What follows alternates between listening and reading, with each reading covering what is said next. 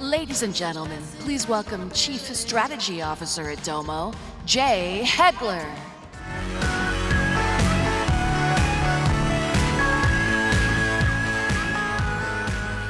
Good morning. It's great to be here today to talk to you about one of my favorite topics in technology, and that's the Internet of Things. In 2007, the world was changed. That was the year that the iPhone was introduced to market. What was really critical about this particular point in time in our history is that was the birth of the connection between device and humans in day-to-day life. Just judging by the audience, I see 13% of you having a connection with your device right now. I'm a father of 3 young children, all under the age of 10. And they don't know things like Blockbuster Video and all these different technologies that were prevalent as I was growing up. One thing they do know in the course of that 10 years is they were born into a time that was always connected. Their connection between devices and machines and information has always been there. We're a family that uses the Amazon Echo, the Alexa. One of my daughters asked Alexa a question one day. The response that she got back from Alexa was not to her satisfaction. She was unfulfilled in her need. She turned to my wife and I and said, "I think Alexa needs an update." That's just the world we live in. So as we begin, I want to ground you on what we're talking about with IoT or the Internet of Things. And simply put, you've got a device that has a sensor on it. It can connect to the internet, and it has a relationship to send and receive data. That's really what we're talking about with IoT. It's a really hot topic today, but it's not new. We're literally in our 3rd decade of this particular part of the industry known as IoT.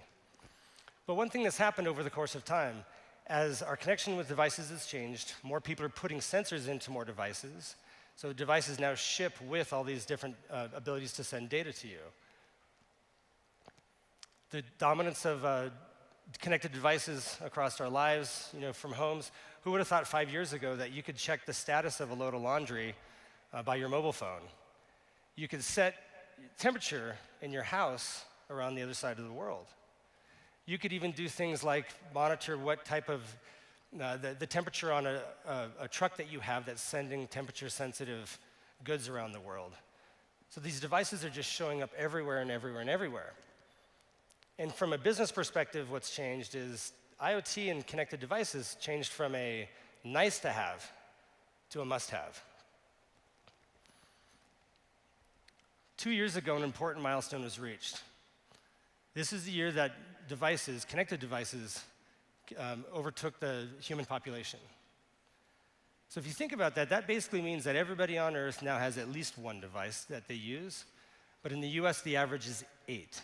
8 connected devices for every man, woman, and child in the US. Our lives are becoming dependent upon it. They're enhanced by it on our day-to-day. The opportunity for us all in this room to participate in the IoT industry is immense. Consumer devices, we have smartwatches, we have wearables, we have iPhones. In my case, I have 2 iPhones. There's a lot of jokes about that. These devices are really popping up everywhere. So the market for all of us to participate is huge. But with all these devices that are born to give data out there, if they're all giving us data, is there anyone around to hear them? And that's the problem that I want to solve today. But most importantly, what if we were able to tell them what to do? Through 2019, a third of all IoT deployments are abandoned. Why is this? It's because it's complicated. The entire IoT value chain, from connecting devices all the way through putting the data in the hands of consumers, it's not easy. It's super complicated. There's 5, 8, 10 stops. There's lots of technology handshakes that have to be made.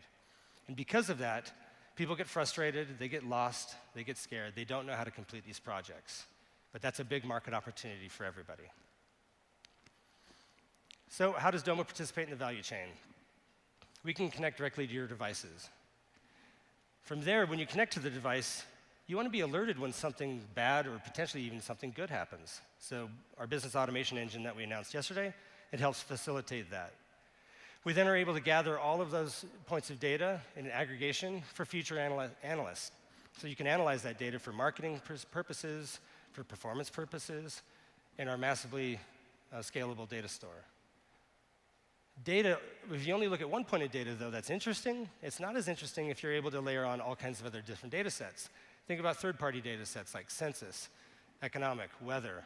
When you're able to add that kind of perspective onto raw data, all of a sudden now you get a much more complete picture. And finally, how do you assess the data? How do you access the data? Through charts, dashboards, in our particular case, complex applications that we deliver for you to solve these really complex business problems. But then, of course, we're Domo, so this is all delivered in the palm of your hands in your mobile device. And finally, with our write-back capability, it's only half the story to be told what happened. It's interesting, but it can be scary if you can't take action. So we've solved that problem. With our bidirectional data flow, and which we launched with Integration Cloud several weeks ago, we now have the ability to not only be alerted upon something that happened, but to invoke an action all in the palm of your hand. So technology's turned into this world of platforms. Products are interesting. You can sell millions of those. Here's the Domo Blue sneaker. It provides you with great utility. It'll get you from here to there. And there's millions of these things sold around the world. But when you take a product and you turn it into a platform, all of a sudden now the relationship with manufacturer and consumer changes tremendously. So does the ability to retain them as a customer. Their loyalty goes through the roof. So a sneaker that got you from here to there, when it's connected and is part of a platform, all of a sudden now you know when to replace it so that you don't get hurt. You know where your pronation comes so that you can check your running gait so you make sure that your running can go on for many, many years. You can check your heart pace. All of these things, which are great value-added services to that one thing which was a product, but then when it's a platform, all of a sudden now you see how different and that connection with that product is.